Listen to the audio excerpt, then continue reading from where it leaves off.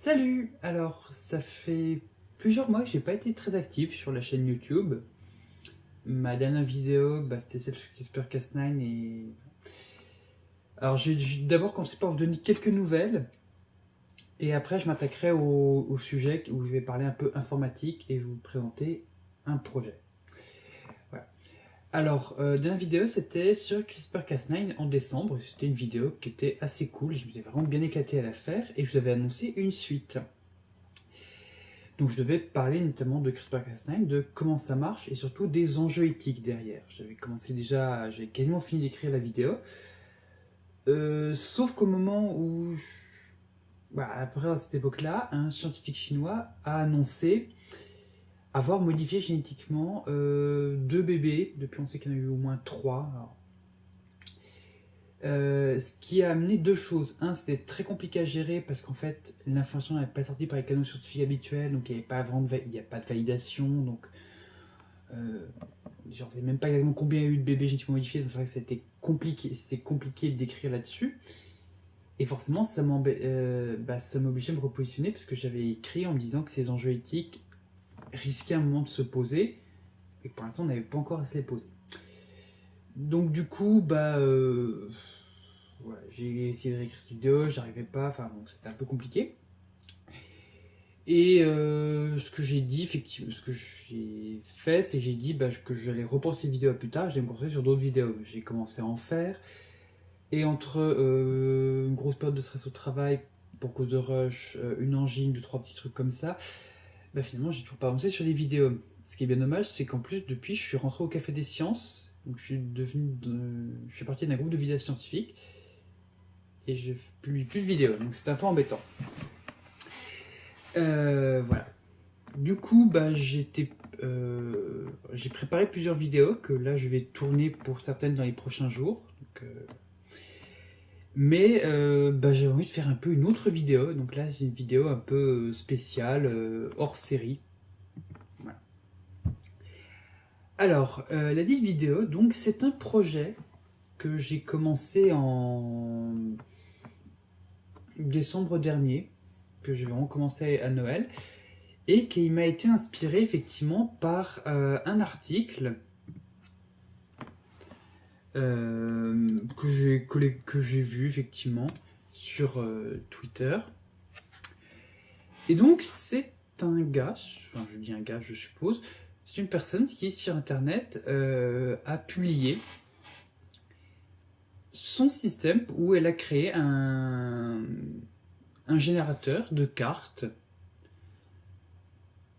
Alors je vous montre là, je vous fais défiler un peu l'article, hein, vous allez voir d'où je suis parti effectivement. Je rends à César ce qui est à César, hein, j'ai pas eu l'idée comme... Enfin, voilà.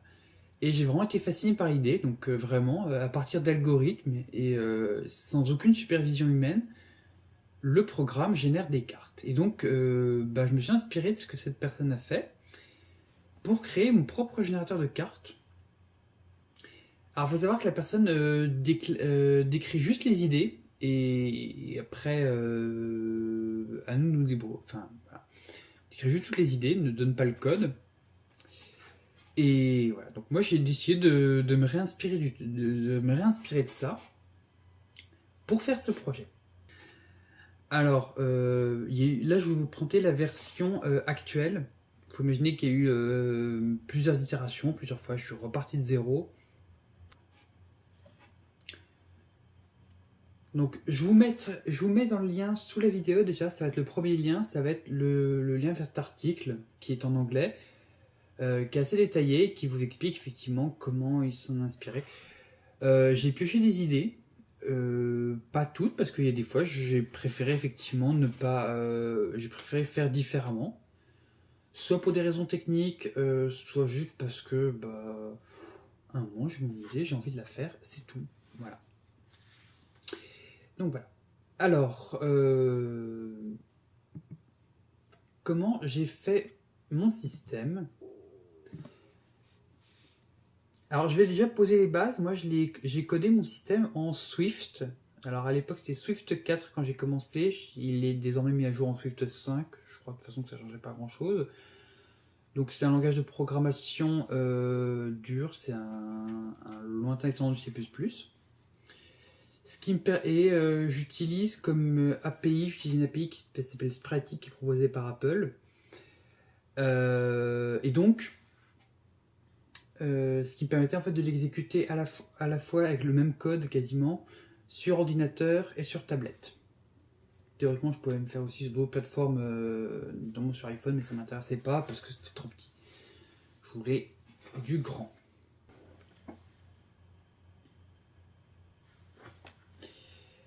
Alors, brève interruption, donc je vais vous montrer déjà le résultat final sur ordinateur. Ça finit de se lancer. Alors, le terrain, il fait à peu près 200 cases de large sur 150. Alors, c'est constitué de tout un tas de petites cases, effectivement, qui se voient moins à l'œil nu. Voilà. Je vous présente à quoi ça ressemble, effectivement. Donc, tout est généré aléatoirement, en fait. Le tracé des... Donc là, il y a des villes, elles sont générées aléatoirement. Même leurs noms, effectivement, sont tracés aléatoirement. Il y a des villes. Alors, des petits éléments sont immobiles, mais à part ceux d'eau, effectivement, si vous regardez sur la côte, il y a un petit mouvement de vague. Voilà. Donc tout ça, c'est plein de petites cases agencées les unes à travers les autres, et tout est fait comme ça, aléatoirement. Enfin, aléatoirement, je reviendrai dessus. Alors, de quoi c'est constitué? Ça exploite ce qu'on appelle une tilemap. Alors, j'ai pas fait moi-même les graphiques, en fait, je les ai trouvés sur le net. Alors, celle-là, je l'ai acheté carrément. En fait, j'ai beaucoup cherché d'abord des éléments gratuits, j'ai même fait des premiers essais avec une version gratuite, et c'était pas forcément celle qui était disponible, celle que je trouvais en gratuite était soit ne me plaisait pas, de manière esthétique, soit effectivement n'était pas assez complète. Du coup, j'ai finalement acheté une tilset, donc c'est un ensemble d'éléments texture. Et donc celle-là, j'ai exploité effectivement celle qui était celle qui avait utilisé qui était exploitée par le site où j'avais eu l'idée en fait. Donc là, ce que je trouve intéressant en plus, c'est que ça me permet vraiment de comparer nos résultats. Et il y a des choses que je ne fais pas, que l'auteur fait, et il y a des choses que je réussis mieux que lui, enfin, que mon approche permet de mieux faire, parce qu'il y a des choses qui ne sont pas forcément dues à moi. Donc, ça se présente comment? Ça se prend sous forme de plein de petits carrés.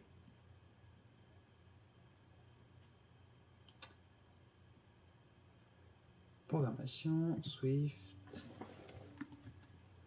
générateur carte.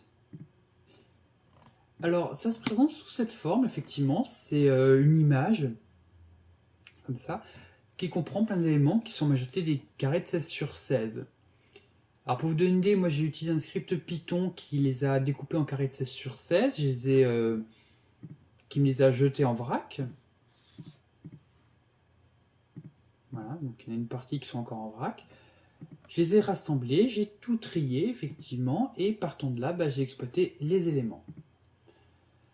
Alors, ensuite, je les ai rassemblés dans le programme, donc ça se fait manuellement, sous la forme d'une tileset pour les organiser. Si je prends par exemple les maisons, je les ai triées, donc elles sont regroupées toutes ensemble. Ici, il y a de l'herbe. Donc par exemple là, il y a 3 variantes de l'herbe qui existent. Et donc le logiciel, effectivement, quand il va placer de l'herbe, il va se débrouiller, mettre aléatoirement une des 3. Avec ici, on voit, il y a un poids qui est beaucoup plus important sur celle-là, ce qui fait que celle qui n'a la première, elle va être placée 15 fois plus que les autres. Ça, c'est les genres de choses, c'est programmé à l'avance et le logiciel va s'en débrouiller. Ensuite, effectivement, il y a l'eau. Alors, par exemple, l'eau, par exemple, donc, quand c'est de l'eau toute simple, il va mettre le premier carré. Et déjà ici, il va y avoir cette notion importante qui va être effectivement les bordures. Il va gérer, quand par exemple, ici, il n'y a pas d'eau en haut, et il va mettre cette bordure-là, effectivement, où il y a une bordure de terre. Et donc voilà, il y a toutes les configurations possibles, en fait. Il peut gérer, effectivement, tous les cas possibles, où il y a des endroits où il y a de l'eau, des endroits où il n'y en a pas. Par contre, moi je suis limité par les sprites en fait, et c'est-à-dire que s'il y a de l'eau, je ne peux gérer à côté que de la terre comme ça. Alors il y a deux, trois... je peux pas gérer des transitions beaucoup plus complexes. Là, je peux avoir que l'eau qui touche la terre. Il y a d'autres transitions qui étaient disponibles, mais qui étaient compliquées à exploiter ou que j'ai pas exploité, mais voilà. Donc voilà, il y a une tour que j'exploite pas, il y a des remparts, donc même principe. En fonction de... Je vais placer des remparts, en fonction des remparts qu'il y a, par exemple, s'il y a un rempart en haut et à gauche, il va mettre celui-ci. S'il y en a en bas et à droite, il va mettre celui-ci. S'il y en a en bas, en haut et à droite, il va mettre celui-ci, etc., etc. Donc ça, c'est des choses qui sont programmées sur le côté, comme ça, il y a les règles, juste à cocher, et voilà. Donc je vous fais un petit tour, effectivement, ce qu'il y a de l'air, de l'eau, il y a de la forêt. Alors là, par exemple, la forêt, bon, faut remarquer, c'est des tailles avec de la transparence. Hein. Il y a des chemins, alors il y a un système de collines, enfin plutôt de plateaux un peu. Il y a des rivières animées, des cascades, que j'exploite pas trop les cascades. Les embouchures pour quand la rivière arrive dans la mer, des petits éléments de décor, des cailloux, des petits arbres, des palmiers, les ponts, important les ponts, des montagnes, alors je reviendrai dessus parce que c'est assez particulier, de l'eau profonde, et après il y a plein d'autres éléments que pour l'instant j'exploite, enfin que je n'exploite pas dans la version que je vous montre parce que c'est encore en test, enfin j'ai pas fini de développer. À terme il y aura des plages effectivement, toujours avec le même principe, les plages toucheront de l'herbe, etc. Voilà. Bref. Alors, une fois que c'est fait, là vous comprenez effectivement que le logiciel a disposé tous ces petits éléments-là. Donc c'est pas très compliqué. Il y a ce qu'on appelle des tile maps. Donc c'est-à-dire ce sont des cartes et je vais juste le dire. À la position 1-1, c'est un peu comme la bataille navale, je vais lui mettre le tile herbe. À la 1-2, herbe, etc., etc.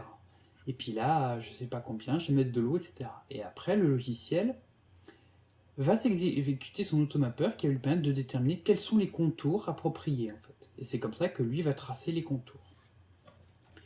Donc ça c'est le premier outil, la tilemap, qui va permettre en fait de tracer les contours. Parce que si je n'ai plus automapping, voilà à quoi ça ressemble.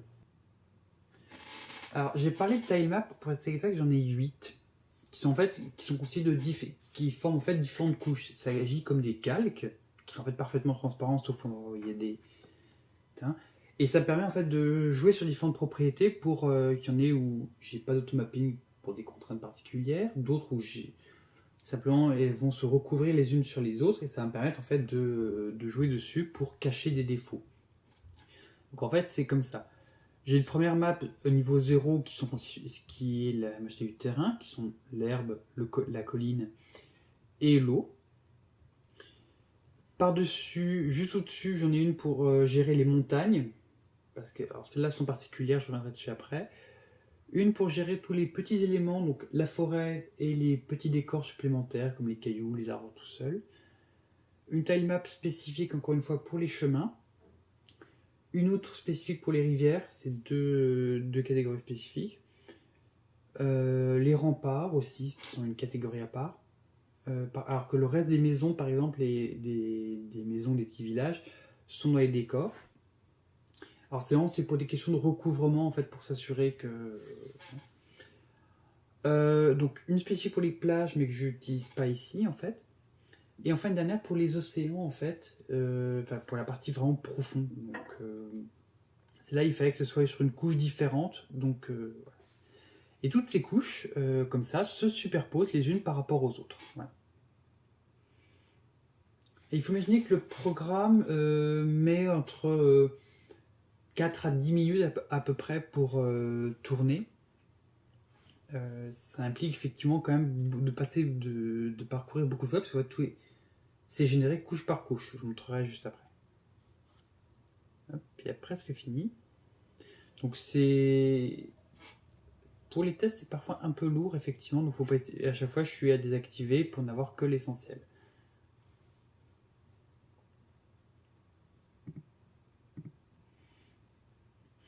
Donc voilà. Et il y a une chose, peut-être vous poser la question, c'est est-ce que le code va être mis en... Est-ce qu'il y a moyen de tester mon code? Et la réponse est non, en fait.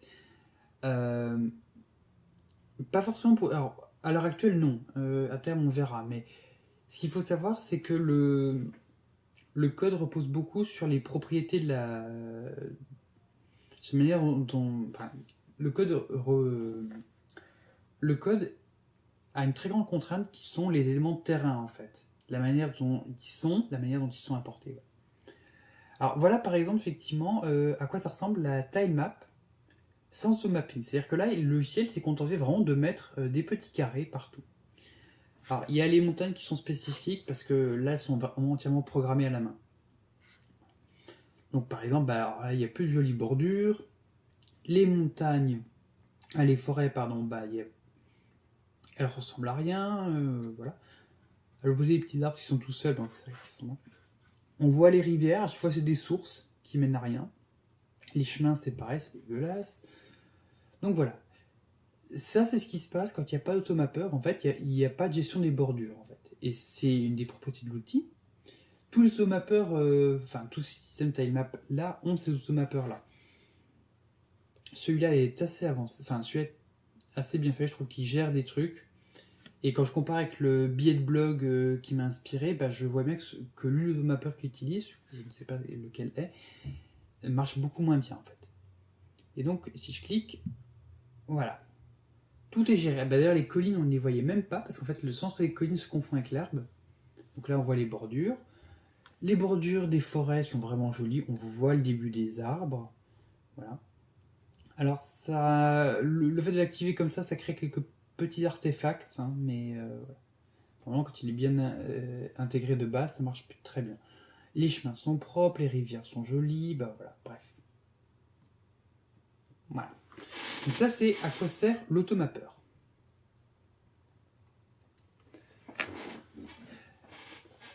Ensuite, alors, comment j'ai généré ça? Donc, comment j'ai décidé de l'aléatoire? Alors,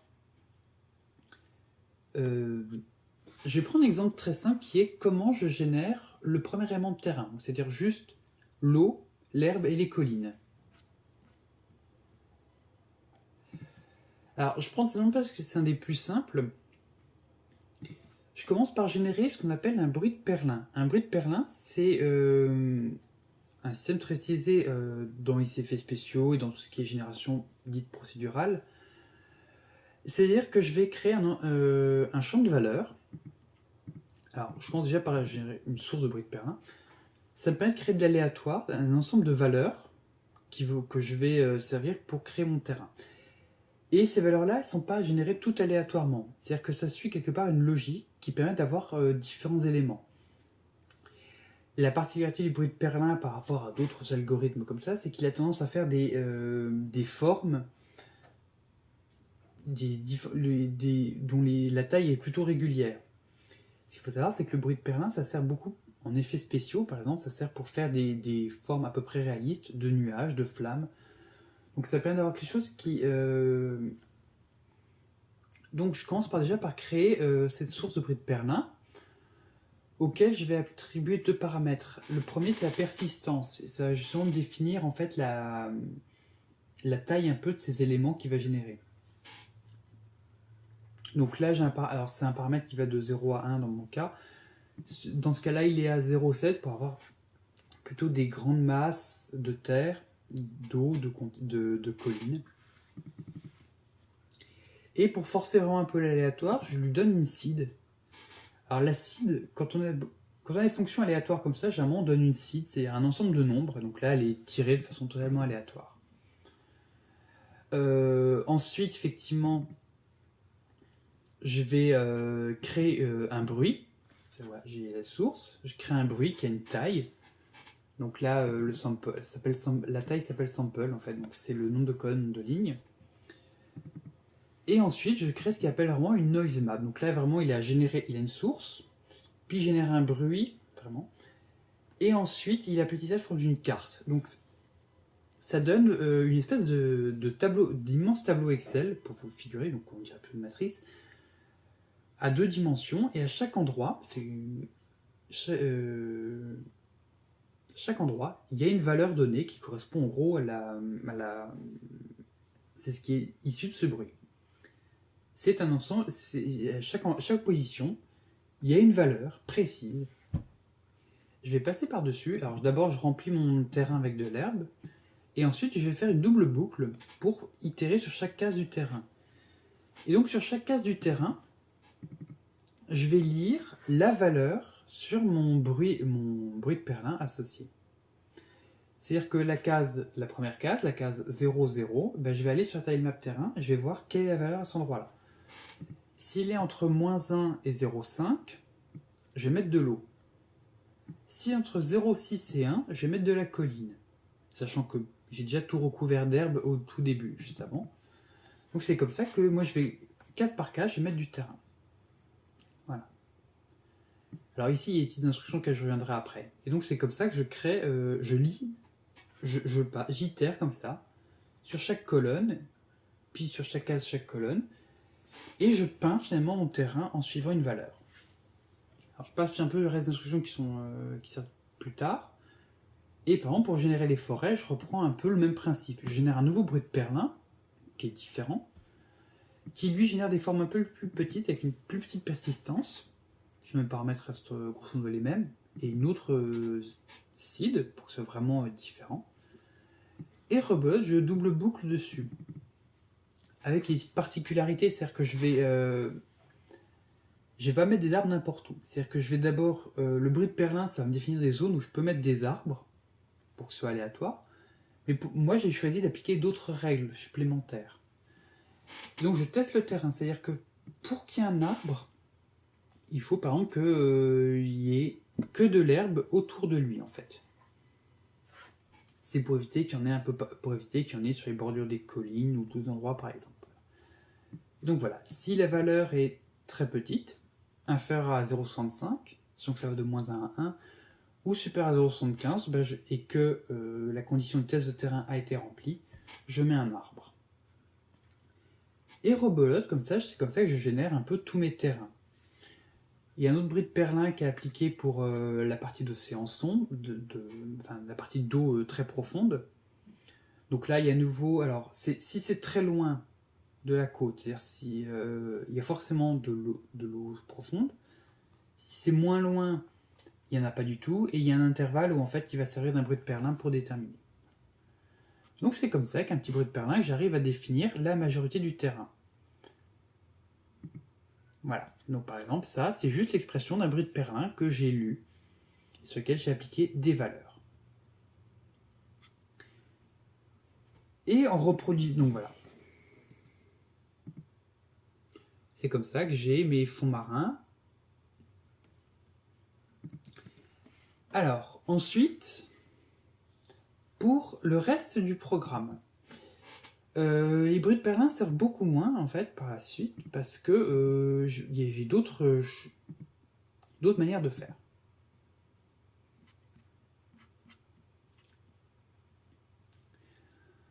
Ensuite, le deuxième truc que j'ai voulu implémenter, c'est créer des villages. Alors pour ça, le premier truc, c'était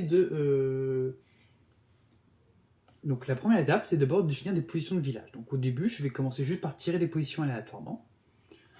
Alors c'est vraiment quasiment 2 lancers de dés, et je donne une position, un X, un Y, et il va vérifier si l'endroit est plat et s'il peut mettre un village ou pas. Si oui, il continue, effectivement, il enregistre la position, donc comme ça, il va tirer plusieurs positions.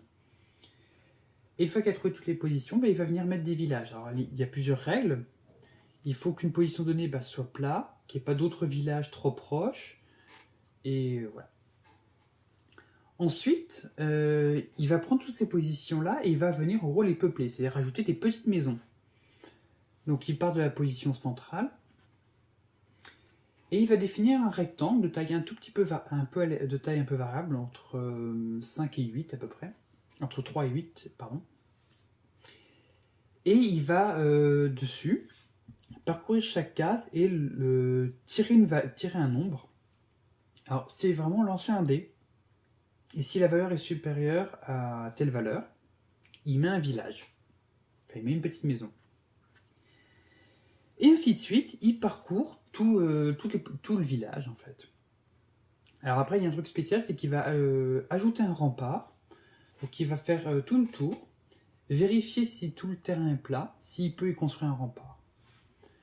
Et s'il n'y a pas assez de maisons, là il ne construit pas de rempart non plus, parce que voilà. Donc voilà. Ça c'est l'exemple, c'est comment j'arrive à créer tous les petits villages. Donc par exemple, c'est le cas ici, ce petit village, là il a la position centrale, qui est ici. Ensuite, il a parcouru l'ensemble des cases ici pour voir, et puis certaines ont été tirées aléatoirement pas d'une maison. Alors, il faut imaginer qu'il y a un axe horizontal et un axe vertical qui sont un peu comme des rues où il ne va pas mettre de maison, et c'est en fait l'axe où il va pouvoir faire passer des chemins. Et uniquement là. Donc comme ça, il va mettre. Alors, par exemple, ce petit village-là, ici, il n'y a pas assez de maisons de toute façon. Il ne va pas mettre de village. Il ne va pas mettre de rempart, pardon. Là, celui-là, il n'en a pas mis, c'est aléatoire. Et celui-là, par exemple, il a tracé automatiquement un rempart autour. Et une fois qu'il a fini, il va donner un nom à chaque village. Donc là, c'est l'étiquette que vous voyez. Alors j'ai mis des noms j'ai fait un truc spécial pour qui génère un nom de manière aléatoire. Alors là encore, je me suis inspiré de ce que propose l'article que je vous mets en lien. Mais après, je l'ai remanié à ma sauce. Alors, comment est-ce qu'on génère un nom de village? Alors, je vais peut-être faire hurler des puristes de code parce que de ma manière de faire, mais voilà. J'ai enregistré ici des listes d'éléments. Alors, elles sont codées en dur pour l'instant parce que je déteste et que... Voilà. Donc, d'abord, il faut juste une liste de syllabes. Alors, j'ai trouvé sur Internet, je vous mettrai le lien aussi, une liste de syllabes en français et je les ai nettoyées. En fait, j'en ai gardé que certaines qui commencent par des consonnes, etc. Enfin, voilà. Et donc ça va être le principal matériau pour faire des syllabes. Et ensuite, il y a des listes de préfixes et de suffixes qui vont être des compléments qu'ils vont ajouter et qui sont vraiment tirés de noms de villes françaises qui existent. Pour ça, je vous mettrai le lien aussi. Il y a un article de Wikipédia qui explique en fait comment sont créés les noms de villes françaises, quelles sont les racines. Et c'est intéressant à lire, moi je trouve. Et surtout, j'ai extrait en fait plein de noms, enfin plein d'éléments toponymiques qu'on retrouve dans les noms. Donc par exemple, alors, la première liste de suffixes: ville, cour, bourg, villers, voie, œil, les mines. Voilà. Donc des préfixes aussi. Donc tantôt il met un préfixe, tantôt il met un suffixe. Et sachant que j'ai gardé certains noms certains préfixes plus spécifiques. Par exemple, si c'est une ville de montagne, il va y avoir effectivement, donc on va retrouver 2 fois les mines pour qu'il y ait plus de probabilité qu'on les retrouve, 3 fois les mines pour qu'il y ait plus de probabilité qu'on le retrouve. Et il y a des mots comme mont, val. Voilà. Donc ça permet en fait quand c'est une ville à proximité de la montagne, il va lui donner généralement un nom un peu plus montagneux. Voilà, c'est une astuce. Hein. Quand il est près de la mer, par exemple là, quand il est vers la mer, on va retrouver le mât de, le port de, voilà, il y a des noms. Voilà. Et quand il y a des fortifications, par exemple, les listes vont pouvoir inclure château, castel, en fait. Voilà. Donc voilà. Et donc tout ça, le programme, en fait, quand il va générer un nom, alors il a plusieurs noms, plusieurs fonctions. Donc je vais montrer la fonction de base. Voilà. Donc je prends une liste de... D'abord, je vais générer une liste de syllabes. Comme ça. Donc vraiment sous forme de liste. Je vais tirer au hasard en fait donc un nombre entre 0 et 20. Si c'est inférieur à 10, j'ajoute un préfixe. Sinon, j'ajoute un suffixe. Voilà. Voilà.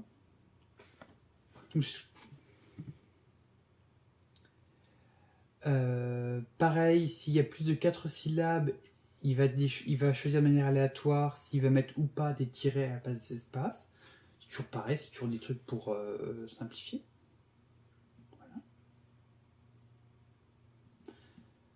Et enfin, bon, converti en string, donc ça arrête d'être une liste.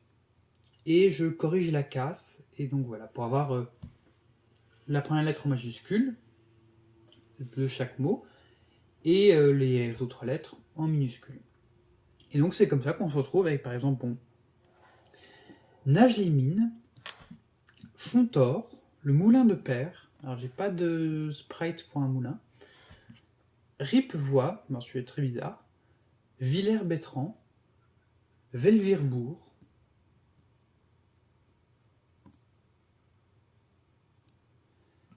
et Setumville, celui-là est aussi très bizarre. Voilà.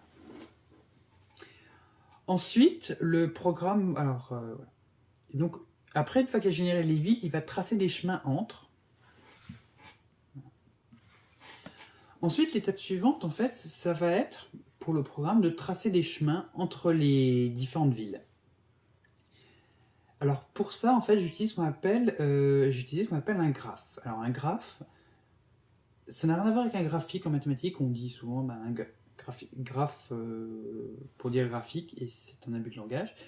C'est juste un ensemble de points reliés ensemble par des arêtes. C'est des objets mathématiques, et donc ça permet, par exemple, en donnant un point de départ, un point d'arrivée et un graphe, ça permet à un algorithme de trouver un chemin. Et bien là, c'est exactement ce qui va se passer. Au départ, je vais générer un graphe des chemins. Donc ce graphe, au début, il correspond au terrain en fait. Il y a pour chaque case, il y a un point et il est relié, ce point, aux 4 éléments, en haut, en bas, à gauche, à droite. 4 éléments voisins. Donc ce graphe-là, il est parfait pour trouver un chemin. Sauf que moi, au fur et à mesure, je le modifie. C'est-à-dire que par exemple, chaque fois que je vais mettre... quand je mets de l'eau, bah, je supprime le sommet de cet endroit-là, parce que donc je ne vais pas faire passer un chemin à cet endroit-là. Idem, par exemple, quand il y a un obstacle, je vais le mettre. Alors pour les collines, c'est particulier. Donc quand je suis au sommet de la colline, quand c'est plat, quand c'est une petite espèce de plateau, pardon, le téléphone sonne, je reprends. Donc pour les collines, il y a aussi possibilité d'avoir des chemins, c'est à peine plus compliqué. Pour les collines, c'est à peine plus compliqué. Donc c'est-à-dire que là, par exemple, quand je suis sur sur la partie plate de la colline, une espèce de plateau, bon bah là il n'y a pas de souci, il garde les nodes. Par contre, ici au niveau des parties qui sont les falaises un peu, il va définir de manière aléatoire. En gros, il y a une chance sur 20 que ce soit qu'un chemin puisse passer. Et donc c'est comme ça qu'il génère des chemins. Voilà. Les rivières suivent le même principe, sauf que là je choisis les points de départ aléatoirement. Voilà. Enfin, il y a un dernier point, c'est les montagnes. Alors les montagnes, elles sont très particulières en fait parce que je les génère manuellement. Elles ne répondent pas du tout aux règles d'automapping habituelles. Je vous explique. Le programme, lui, il est capable de générer des bords, les bords avec l'extérieur.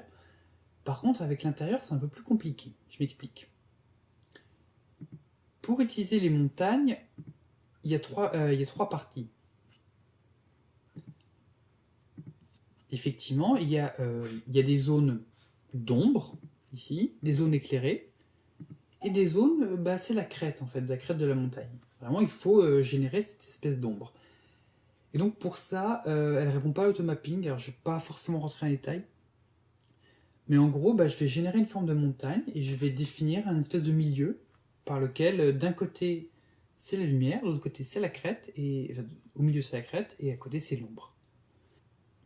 Donc j'ai un point de départ.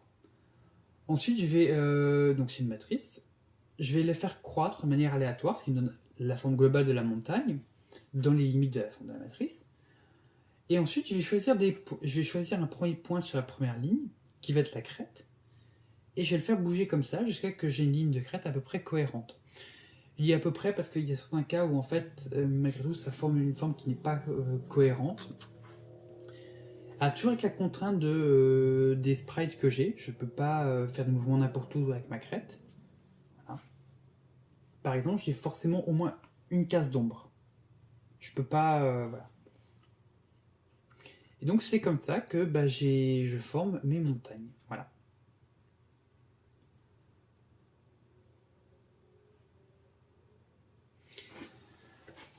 Donc voilà. Bah, c'était une vidéo un peu spéciale. Et c'était marrant parce que voilà, j'avais envie d'un petit moment de passer ce projet parce que c'est super cool. J'ai pas fait cette chaîne YouTube à la base pour parler du tout d'informatique comme ça. Donc c'est vraiment une idée que j'ai eue. Si ça vous plaît, n'hésitez pas à mettre en commentaire. Si vous avez des idées, des trucs, on peut. N'hésitez pas aussi en commentaire. Si vous avez des questions, des idées d'amélioration, n'hésitez pas. Sachant que si vous revoyez la vidéo quelques mois après, il y a des chances que le programme soit plus avancé qu'il ne l'est aujourd'hui au moment où je tourne. Voilà. Voilà. J'espère que ça vous a plu. On se retrouve très vite pour d'autres vidéos beaucoup plus classiques, puisqu'on va, je vais vous reparler de science. La prochaine vidéo, je vais vous reparler de cellules. Je vais vous parler de macrophages, parce qu'ils font un truc super utile auquel on ne pense jamais. Utile pour nous, êtres humains, voilà. Et voilà. Comme je l'ai dit, je ne mettrai a priori pas le code source en disponibilité, parce qu'en fait, il repose sur beaucoup de contraintes. À la fois les contraintes de ce lot de sprite qui ne m'appartient pas, enfin de ce lot d'éléments graphiques que je ne peux pas fournir. Je l'ai acheté, hein, mais pour mon usage. Je mettrai le lien de cet élément graphique si ça vous intéresse. Enfin, aussi un truc, c'est que j'ai vraiment fait ce code à des moments où j'avais vraiment besoin de décompresser, de me détendre. Et donc, si vous avez regardé un peu le code qui passait à différents moments de la vidéo, vous constatez que j'ai écrit une variable en français, je me suis fait plaisir. C'est mes nomenclatures, ce n'est pas fait du tout pour être repris. Voilà. C'est-à-dire qu'en fait, j'ai vraiment codé avec deux objectifs, que ça marche et que je me fasse plaisir. J'ai abandonné toute autre convention habituellement que j'utilise en codage. Voilà. Donc voilà, bah, merci beaucoup. N'hésitez pas à partager la vidéo, mettre le petit pouce bleu, vous abonner à la chaîne, surtout avec la cloche, parce que si vous n'avez pas la cloche, YouTube oublie parfois de vous prévenir. Voilà. N'hésitez pas à partager la vidéo. Voilà. À la prochaine.